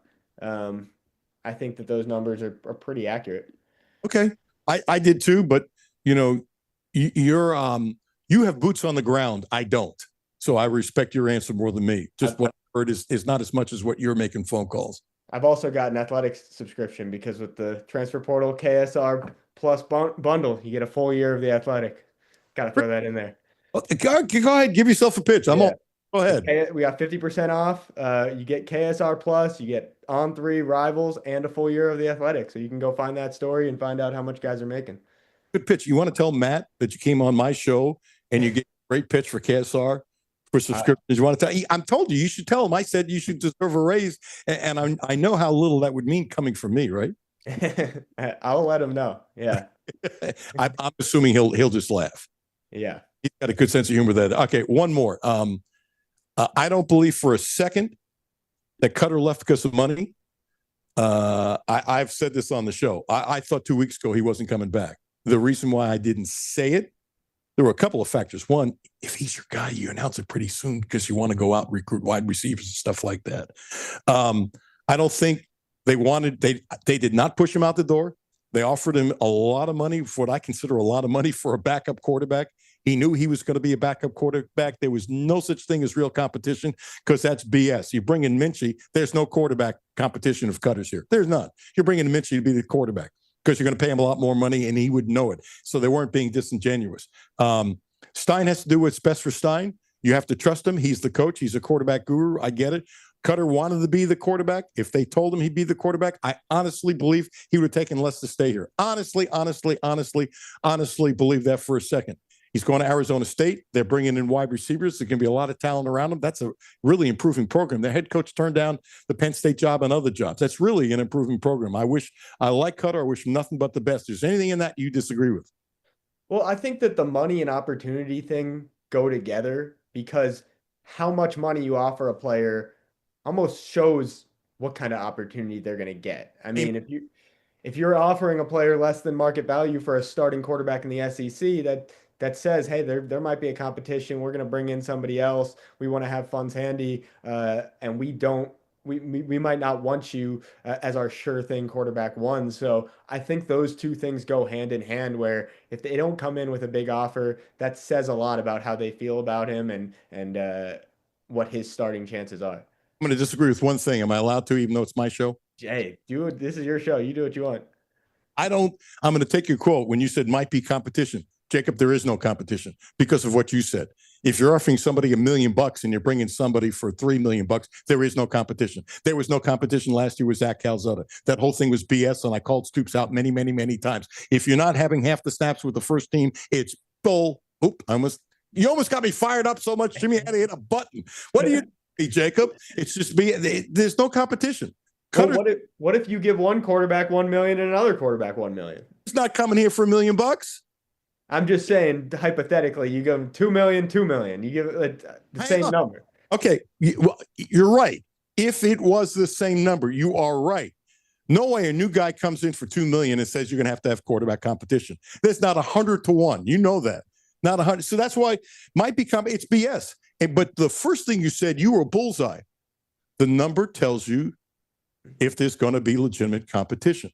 And if you're going to pay Cutler like $1 million and you're bringing somebody in for $3 million and Cutler plays better, you're not going to start him unless the guy at $3 million is the biggest bust on the face of the earth. You're not going to. So there's no competition. Cutler knew that. Cutler knew it last year. And it was disingenuous by Stoops. So I guess I'm going to respectfully disagree. They were okay and happy to pay him about $1 million, whatever the hell it is, to be a backup. He's going, I want to start. Now, I'll give you a game. So do you know what they're paying Minchie? I don't. I have no idea. Do you know if it's a multi-year contract? I don't. I bet you find out. I'm betting on you to find out. I bet you're already looking at it. I'm going to guess it's a multi-year contract. I have no clue what the numbers are. I bet it's a lot more than $1 million because they got him to walk away from Nebraska. I bet it's more than $2 million because they paid their last guy a lot of money in Nebraska. I bet it's more than $3 million because they got him to get away from Nebraska. Logical, but we don't know. Is that a fair guess? Yeah. Fair guess. So does that mean Kentucky has more money than maybe a lot of people think? I would definitely think that. The second I saw they were in the Sam Levitt sweepstakes, I thought that. The fact that they had enough confidence in what they have for NIL to bring Levitt on campus for a visit to get that first visit, it at least says they might not they might not have the money of LSU, but they at least feel like they can compete with these top programs for a guy like that. So yeah, I think that I definitely feel like they are well funded. Did you see this Will Compton thing? Yes, yes. So, played in the NFL a long time. I've never followed him, but I saw, just reading his Twitter and stuff like that. He gets really good guests on the show. So he's got some connections, no question about it. A Nebraska boy. On the scale of 1 to 10, as I read this one word I can't read, but you already know that. You tell me 1 to 10 how big this is. Kenny Minchie just caps blanked Nebraska. He committed. Was supposed to visit tomorrow. Agent had paperwork and said he was signing. Kentucky hit him with a blank check. Never thought I'd hear the day in football somebody would say Kentucky hit him. To me, that was a compliment to Kentucky. Whether it's true or not, I have no idea. Maybe it is. But the fact is even saying it. Lack of honor and spine led him to switch before signing the contract. By the word blank had a word in that started with A, B, C, D, E, one after that. This stuff goes on all the time. He sounds like a sour grapes guy. He took the money where he was. I thought this was disingenuous. I laughed when I saw this. What did you think? Yeah, I mean, I feel like you'd be having if the roles were reversed, you'd be having a whole lot of Kentucky fans saying the same thing, upset. This is just fandom. It's when someone steals your quarterback, you're going to be upset about it. So I don't take too much from it, but yeah, I think Nebraska fans, I think the Nebraska program, I'm sure Matt Rule's not happy. So yeah, it is what it is. Like fans are going to be upset, and I consider Will Compton a very high profile fan. Yeah, and guess what? Kentucky would do it in a heartbeat, and somebody's going to do it Kentucky in a heartbeat. All part of it. Is there something? We went much longer than I thought. I hope I didn't grab too much time from you. I hope I didn't mess you from doing something. Is there something you haven't talked about with the? Really, I'm just looking at the clock and went blank. Is there something about the portal? Anything you're doing that you want to plug that you haven't, or you have a thought process with Kentucky? No, just this is all such a whirlwind. After this, I think I'm gonna have some more coherent thoughts. Right now, it's like guy enters the portal. Is Kentucky going after him? And we're getting all that covered on KSR Plus, and then we got Nick and Adam over there with some general overview thoughts as all this goes down, which is super helpful. By the way, not that Tyler Thompson does a great job running the site, and he's a suggestion from me. You know what I would do with all three of you guys that have been covering this like crazy? When it's done and you get a good night's sleep, I would have each of you just write a column on your thoughts about what you went through, because I bet you have a lot of stuff in your notes that didn't fit the article, kind of like what Jerry Tipton used to do. And I said this to Jerry when he's been on the show, that they should ask him to do a Sunday's column because he has too much knowledge and stuff like that. Hal McCoy, my friend, I don't know if you follow him in the Dayton Daily News, the Hall of Famer, writes a column on Facebook all the time. It's baseball. It's 85. It's beautiful how good it is. And Jerry could write a great column where you're not working 40 hours a week. You're just putzing around, whatever. I would go after Jerry like crazy if I'm the Herald leader. The three of you guys, you guys doing a great job. You really are. Don't tell Matt I said you're doing a great job. We'll think it's disingenuous when it's not. I'm kidding. But you could write a really good column from your notes. What left over, just read their thoughts on that. Just throw that at Tyler. It'd be really good. I'd want to read it. Yeah, no, I definitely am going to consider doing something like that, right? And all this is helpful because, like, I focus so much of my time on basketball, and having this before the basketball portal comes later this year, I'm getting to test a lot of things, try a lot of different tactics on getting some news, and when the basketball portal comes around, we'll have all that. Okay, 50-50. I thought I was going to talk basketball. We are not. I took you to. Thank you so much. Appreciate your time. Keep doing what you're doing. You do a hell of a job. You got a great future. But I'm telling you, I see little circles underneath your eyes because you've been working around the clock, haven't you? I have. And I am getting a call right now. So I'm going to take this. Jacob Polchek does a great job for KSL. Thank you for your time. Thank you for giving me what you've done. Appreciate it, man. Boy, he hung up quick. I don't blame him. I'm getting a call. I hope he didn't think anything was contentious. I think it was just spirited. Jimmy, you think he thought that, right? Yeah, I don't think it wasn't contentious at all. Wasn't contentious at all. But, I've become so sensitive. People think when I get pushy that that's contentious. No, it's a passion of what I do. He's a really, really terrific young man who does a really good job for KSR. John Hale just put up first of what should be multiple running back additions for Kentucky. He retweeted Hayes Fawcett. Breaking. Oklahoma transfer running back Javante Barnes has committed to Kentucky. Over his career at Oklahoma,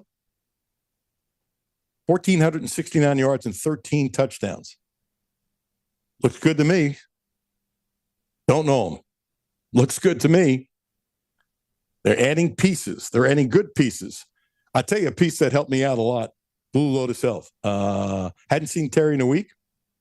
Actually, it'll be 2 weeks by the time I see her because she took a vacation. And I told Ramon yesterday, my neck is bad. And he stuck a needle in my neck. This might sound terrible for a commercial. It's just the truth. It hurt. It really did. And you have needles all over the place. But that one in particular, it was like, holy mackerel. I am telling you how I can move my neck today. And shortly after I left, it was amazing. I mean, inches and inches. I couldn't turn I've had this neck problem for a while, and I didn't have a neck problem for like 35 years. I've had it on and off for about a month. But it is unbelievable how much better my neck felt from that one treatment. Do I think it's cured? No. Do I think it's tons better? Oh, yeah. And I'm probably going to get some more treatment. But it's amazing. It's even after all the time that I've seen him, how much that changed that quickly. Blue Lotus Health, 859-533-0914, 859-533-0914. Now also providing a licensed massage therapist. Ramon Carriego on for Sales Road. Use my name. He's a special, very talented man. Alan Cutler, 1300 AM, 92.5 FM. No Filter Radio with Alan Cutler, brought to you by Quantrell Auto Group. QuantrellForLife.com. Hi, this is Alan Cutler. Have a no filter comment? Hit the text line, 859-381-1313, 859-381-1313. Houchins Insurance Group is proud to partner with Auto Owners Insurance, a company that provides opportunity for independent agents to make insurance simple for their clients, offering risk management services that range from a renter's policy for your college student to home and auto coverage for your entire family. Houchins Insurance Group assures you that nobody works harder to keep you protected from life's uncertainties. Reach out to AJ Boss or Zach Bennett at 859-263-2771 to see if Auto Owners Insurance makes sense for you. Hey, I'm Dale Wise. I've just recently retired. I know that the electronics, if you don't keep up with it, it can get away from you and get real confusing. Republic Bank's app, I use their app, and it is so easy to use. I log in with my fingerprint, so it's super easy. I don't have to remember 50 million different passwords and all that stuff.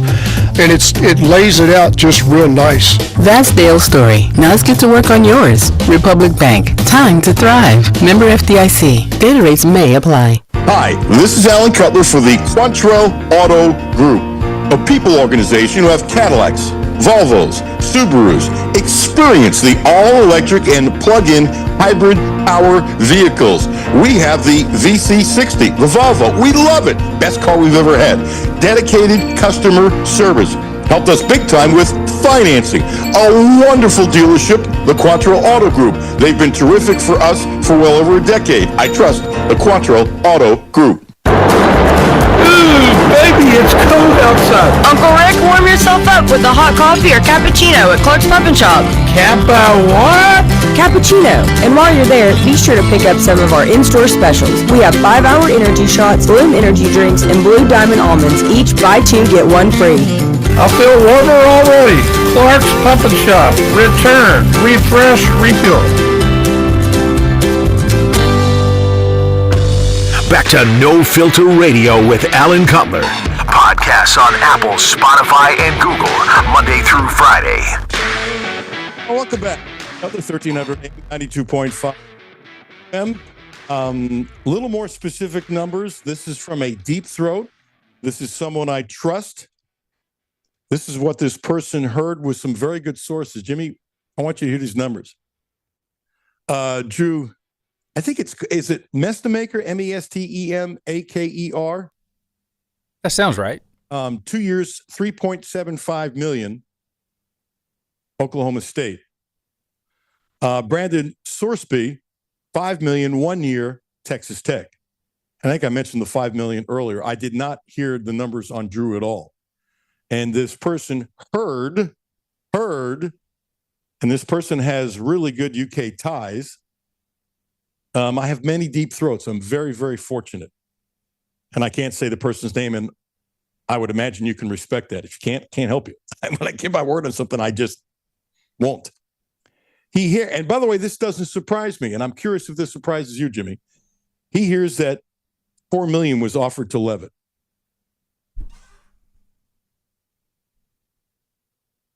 What do you think?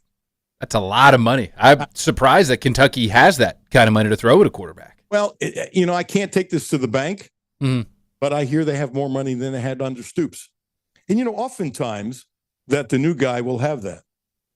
Oftentimes. So that UK, according to this deep throat source, and I wouldn't take this to the bank, but this person is really good, offered $4 million to Levitt. And I had, matter of fact, there was a graphic that Sorsby, the UC kid who's going to Texas Tech, you see the graphic where he's making $5 million and Shedeur Sanders is making 4.6 this year with Cleveland, which is what I said. I think I said it in the monologue. Basically saying you're better off staying in college, which will make college football better. And if he has a great year, he will make even more in the NFL in his first contract. And this is why, one of the reasons why, with all this crap and all the money, that college football, in a way, is going to be better. It really is.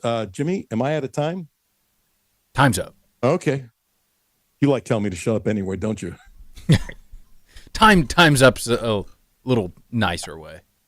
Interesting.